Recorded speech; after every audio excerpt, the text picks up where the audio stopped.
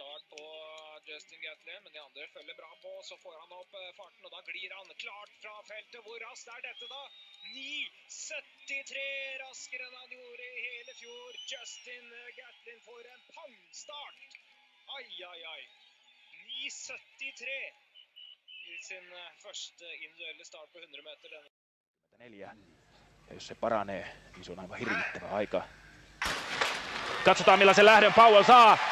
Saa ihan hyvä lähdön ja on sitten jo 40 metrin kohdalla aivan omissa yksinäisyydessään. Tulee todella kovaa ja tulee todella kovaa.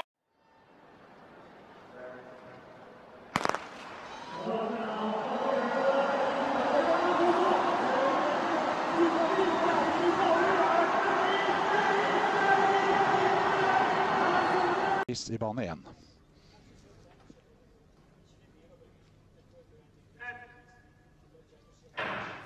Ja, så var det en bra start på Blake, en brukbar start på Jace.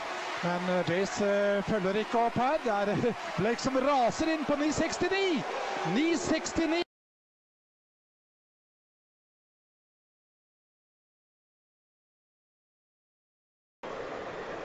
最速の男が決まります。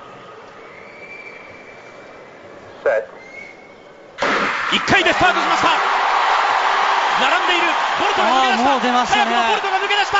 でもゲームいいですよ。ゲーが追っている。ゲーが追っている。しかしボルト逃げ切った。うわー！金メダル！